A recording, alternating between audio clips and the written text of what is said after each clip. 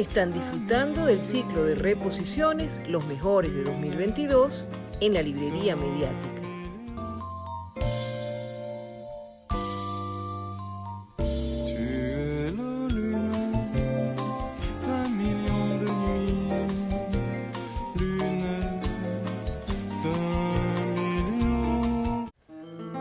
La experiencia de Luis Alberto Crespo va de haber dirigido el legendario papel literario del Nacional en tiempos de Miguel Otero Silva, a fundar el suplemento Letra G del Globo, dirigir la revista cultural del BCB o la revista Imagen. Dirigió talleres literarios en el CELAR y ha sido embajador de Venezuela ante la UNESCO. Ha traducido la poesía de René Char y de Eugene Guillevic.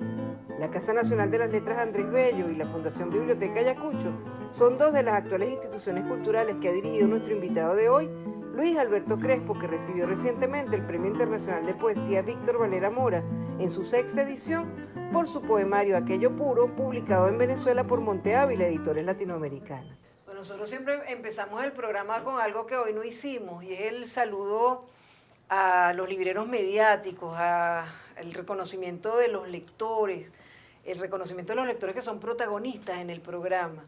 Y eso es muy bello porque cuando nosotros estábamos revisando el programa que hicimos el año pasado, tan lindo, que nos ayudó el equipo de BTV viniendo para acá y nosotros recogiendo los testimonios de distintos amigos desde distintas partes de Venezuela para que te leyeran y te comentaran, fue lindo. Nosotros veíamos que tú le dabas mucho valor al lector de tu poesía y decías que cada lector hacía como una poesía nueva, ¿es verdad? Y ahora que están hablando de esto tan horroroso que es el metaverso, esos universos ficticios en los que hay terrenos y centros comerciales y personas que si nosotros no nos basta la vida para vivir la vida real que tenemos, entonces están inventando esas cosas, las rechazo completamente. Y entonces ahora que estábamos viendo esos tesoros, esas cosas antiguas que no se podrían conservar en el tiempo porque la digitalización siempre se corrompe, claro.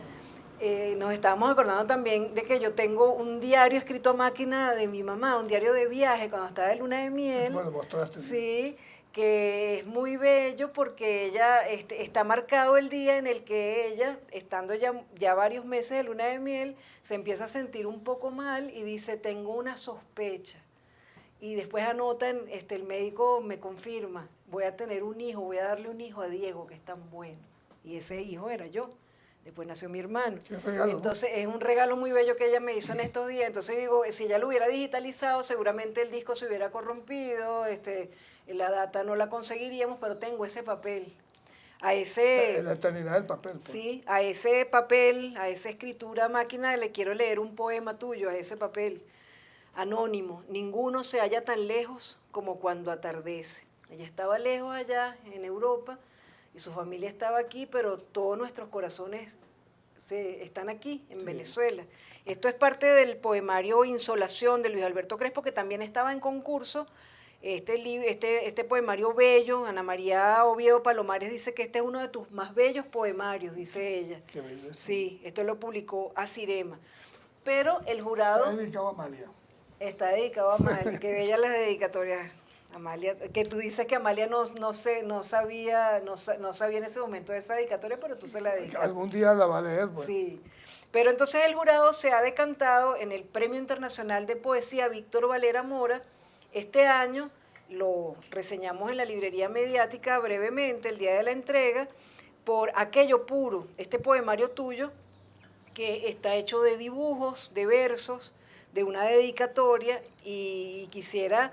En principio, que valoraras el premio, la importancia del premio, que es uno de los más relevantes internacionalmente, y la importancia de la poesía del Chino Valera Mora, en principio. Mira, empezar por el final para mí es un orgullo. Que yo haya sido reconocido con este premio internacional,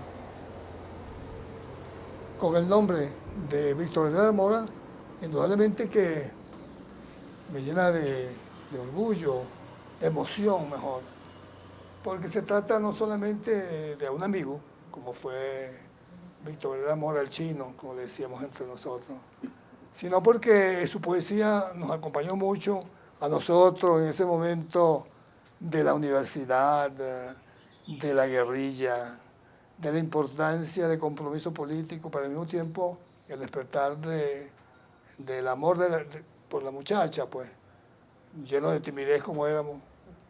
Y entonces el chino como que nos dijo, yo voy a hablar por ustedes. Y comenzó a hablar del amor como compromiso humano. Eso me pareció a mí fabuloso. Como compromiso humano y político al mismo tiempo, que estaba viviendo el momento de aquel sueño que fue la gran rebelión de los años 60. Entonces el chino fue para nosotros como el gran conductor de nuestra voz tímida y temblorosa, por un lado. Y por otro lado, el compromiso que él asumió como poeta desde el punto de vista de la redención de nosotros todos por un mundo mucho más, como digo, más pleno, más armonioso, más compartido. Sin saberlo, Víctor Valera Mora está hablando de este momento, de ese momento nuestro de hoy, que no es sino la de la gran esperanza de definitivamente ser iguales todos y de poder nosotros asumir un destino mucho más noble, mucho más humano, indudablemente. Entonces, todo eso se une al momento en que un jurado internacional, bueno, el presidente del jurado era Enrique Hernández de Jesús, pero que yo digo que en ese momento, yo digo, caramba, que sea yo, después de que lo ganara nada menos que Ramón Palomares y después nada menos que Gustavo Pereira, mi hermano. Para mí, pues una sorpresa muy especial, para decirlo de alguna forma, pero sí me levanté sobre mí mismo, es verdad. Me dio como una gran seguridad en mí mismo, porque claro, yo siempre repito una frase de Joseph Conrad, que dice, conocer a un escritor es conocer a alguien que fracasa. Porque siempre anda buscando uno el mejor libro, ser el mejor que el otro. Entonces, claro, el hecho de haber sido galardonado con este premio, o sea, había sido leído por un jurado que dice que ahí hay algo importante, me satisfizo mucho porque quiere decir que había ascendido un poco más dentro de lo que significa la dura tarea de escribir poesía, que no es otra que de superar el instante y convertirlo inmediato en la eternidad.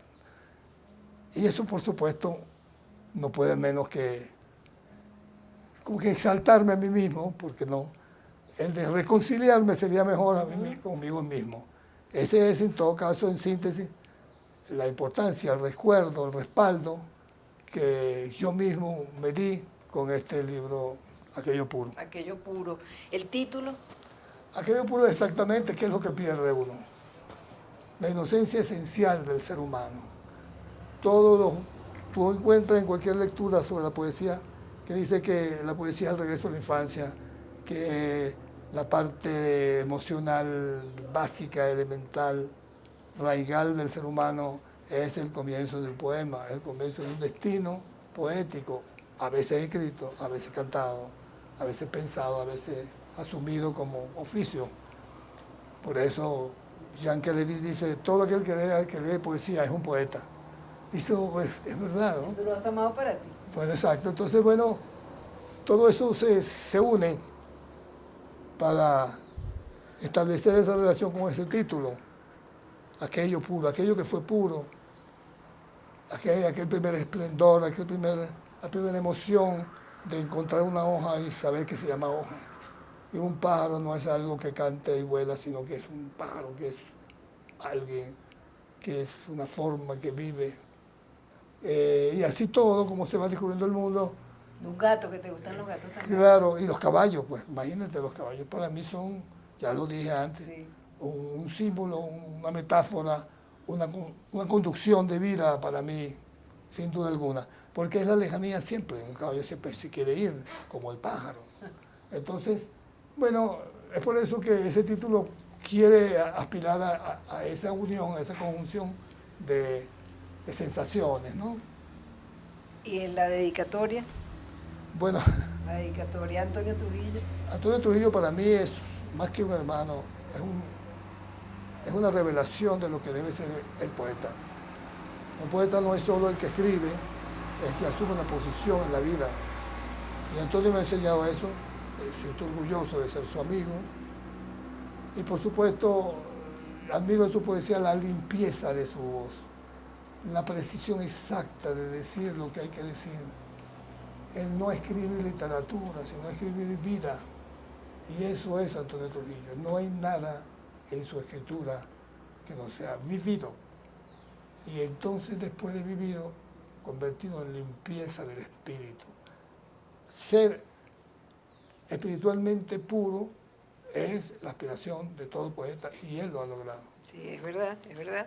Y tú has logrado también esos dibujos a los que vuelves y vuelves como vuelve uno a una poesía que te hemos visto nosotros dibujar cuando hemos estado en esperas o en jurados, te hemos visto dibujar, y entonces los dibujos se vuelven parte de este poemario, los hemos ido viendo a lo largo del programa, han ido apareciendo los dibujos de Luis Alberto a lo largo de todo el programa, y me voy a referir a que es el que se interviene y se convierte en portada del libro.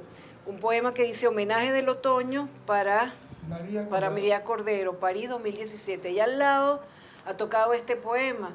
Y este es el venado, lo quieto en la fuga o su memoria, borde de río, lo que acaba con el presente, follaje, el ansia de cruzar el porvenir, a la quieta, recordar que lo inmenso fuera tan breve, y breve vida, cerrar los párpados para abrirlos en la tiniebla y tropezar con lo indecible. Este poema le canta a este dibujo. Pero estos dibujos, ¿cómo elegiste tú de tantos que debes tener los que iban en este libro? Esa es una historia muy bella.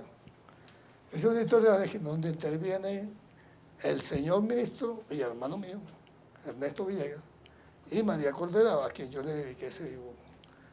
En uno de esos viajes de compromiso como ministro, Ernesto visitó la delegación de la UNESCO, yo fui embajador de la UNESCO, entonces ya no lo era, pero él fue a visitar a la delegación y se encontró con María Cordero, que tenía en su oficina, en la pared de su oficina, puro dibujo. Y dice, mire, ¿y de quiénes son esos dibujos?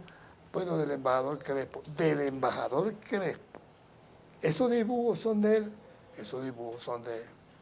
Y entonces él se asombró porque no me conocía, sino como periodista. Claro. Y bueno, y como poeta. Pero entonces, cuando llegué aquí me dice, mira, he visto tu dibujo, yo no sabía que tú eras dibujante.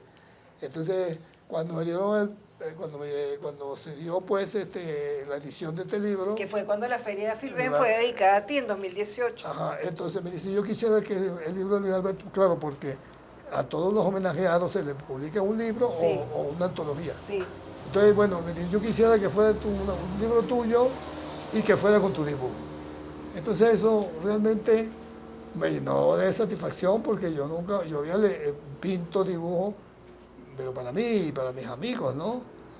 Por ejemplo, Enrique Hernández Jesús tiene más de 500 dibujos míos. Cada vez que iba a su casa, dibújame algo, digo. No ha dibujado nada así, ahora a mí no, lo debes. Sí, bueno, entonces lo que vamos con 500 dibujos de retraso. Sí. Bueno, todo lo que quiero decirte es que sí, pues esa unión, además está mi padre, ¿no? Una vez más, mi padre que siempre dibujaba, escribía y dibujaba, leía, escribía y dibujaba. Entonces, no sé, de pronto, no sé, hay un don o una destreza, pero esa relación de la escritura con el dibujo a mí siempre me acompañó. Porque mi primer libro, que se llama Si el verano es dilatado, no son sino dibujos escritos. Entonces yo creo que es por eso la fidelidad a la pintura, a la poesía y la pintura. Mira, y terminemos este segmento haciendo la misma valoración que hizo Gustavo Pereira cuando estuvimos en su biblioteca hace poco, allá en Lechería.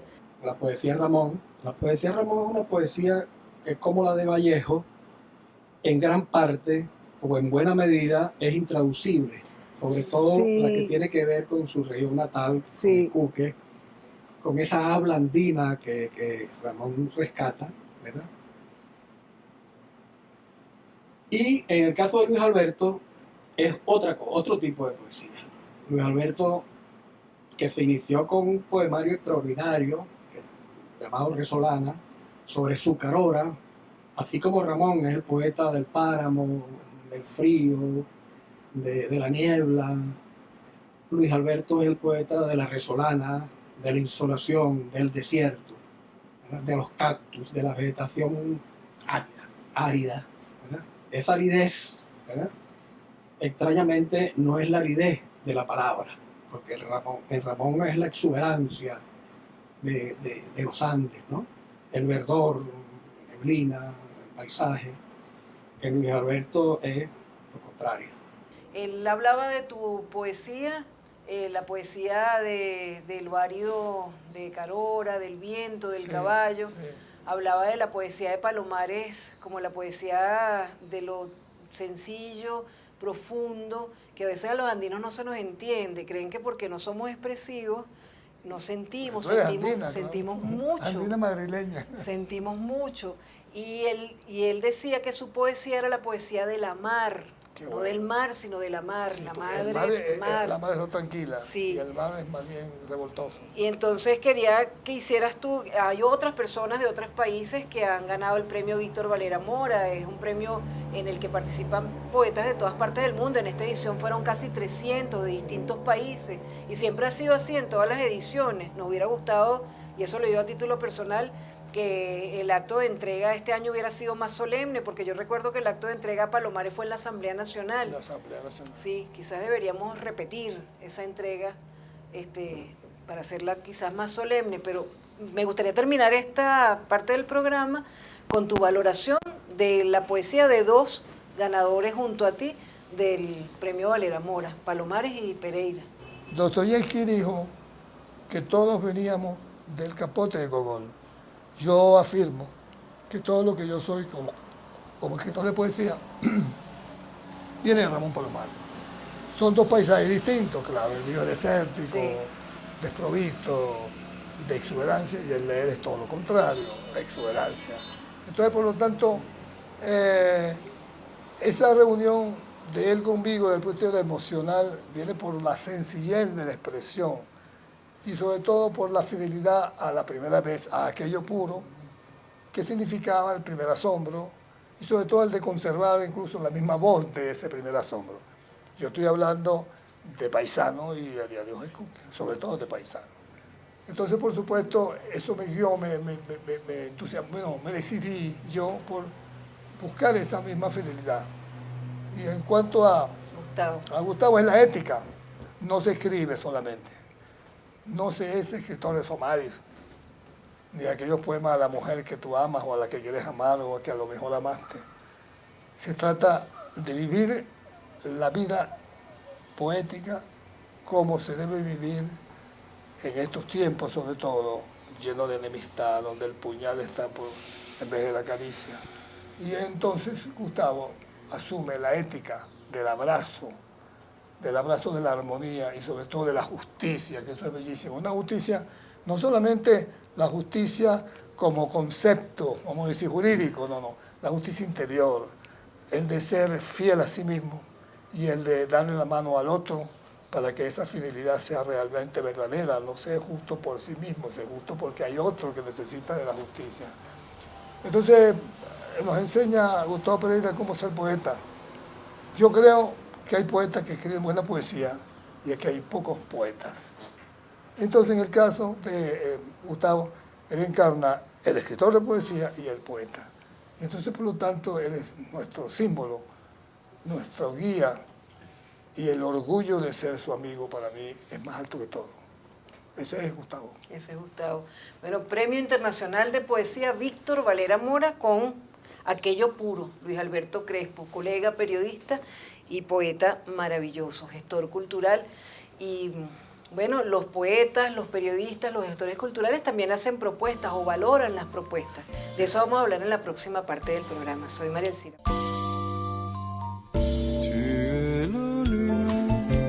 Ya venimos con más del ciclo de reposiciones, los mejores de 2022 de la Librería Mediana.